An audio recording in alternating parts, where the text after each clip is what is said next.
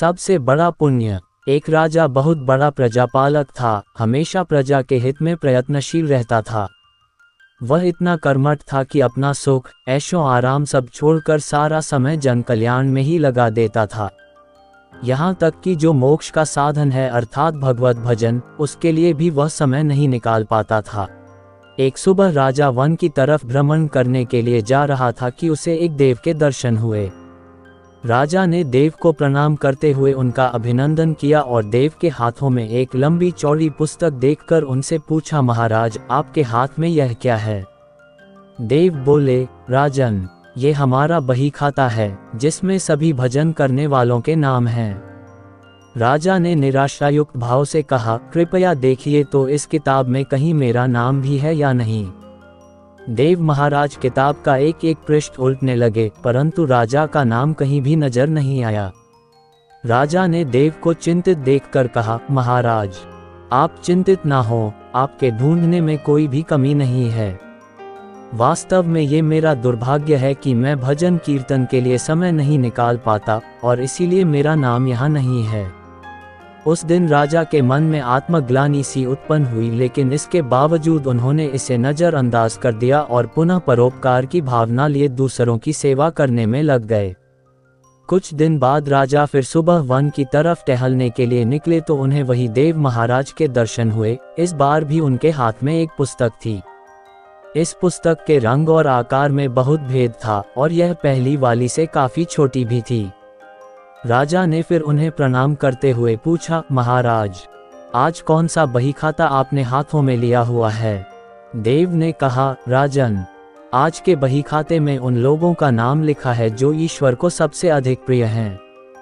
राजा ने कहा, कितने भाग्यशाली होंगे वे लोग, निश्चित ही वे दिन रात भगवत भजन में लीन रहते होंगे। क्या इस पुस्तक में कोई मेरे राज्य का भी नागरिक है? उद्धरण चिन्ह। देव महाराज ने बही खाता खोला और ये क्या, पहले पन्ने पर पहला नाम राजा का ही था। राजा ने आश्चर्यचकित होकर पूछा, महाराज मेरा नाम इसमें कैसे लिखा हुआ है? मैं तो मंदिर भी कभी कभार ही जाता हूँ। देव ने कहा, राजन इसमें आश्चर्य की क्या बात है? जो लोग निष्काम होकर संसार की सेवा करते हैं, जो लोग संसार के उपकार में अपना जीवन अर्पण करते हैं, जो लोग मुक्ति का लोभ भी त्याग कर प्रभु के निर्बल संतानों की सेवा सहायता में अपना योगदान देते हैं, उन त्यागी महापुरुषों का भजन स्वयं ईश्वर करता है। ए राजन तू मत पछता कि तू पूजा पाठ नहीं करता, लोगों की सेवा कर, तू असल में भगवान की ही पूजा करता है। परोपकार और निस्वार्थ लोक सेवा किसी भी उपासना से बढ़कर हैं। देव ने वेदों का उदाहरण देते हुए कहा, कुर्वन्नेवे कर्माणि जिजीविषेच्छा समाह एवंत्वापनान्यतोस्ति व कर्म लिप्यते नरे। अर्थात कर्म करते हुए 100 वर्ष जीने की इच्छा करो तो कर्म बंधन में लिप्त हो जाओगे। राजन भगवान दीन दयालु हैं, उन्हें खुशामद नहीं भाती बल्कि आचरण भाता है। सच्ची भक्ति तो यही है कि परोपकार करो, दीन दुखियों का हित साधन करो। अनाथ, विधवा, किसान व निर्धन आज अत्याचारियों से सताए जाते हैं, इनकी यथाशक्ति सहायता और सेवा करो और यही परम भक्ति है। राजा को आज देव के माध्यम से बहुत बड़ा ज्ञान मिल चुका था और अब राजा भी समझ गया कि परोपकार से बड़ा कुछ भी नहीं और जो परोपकार करते हैं वही भगवान के सबसे प्रिय होते हैं। मित्रों, जो व्यक्ति निस्वार्थ भाव से लोगों की सेवा करने के लिए आगे आते हैं, परमात्मा हर समय उनके कल्याण के लिए यत्न करता है।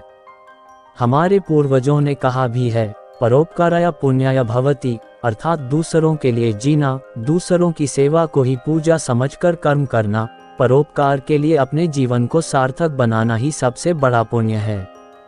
और जब आप भी ऐसा करेंगे तो स्वतः ही आप वही ईश्वर के प्रिय भक्तों में शामिल हो जाएंगे।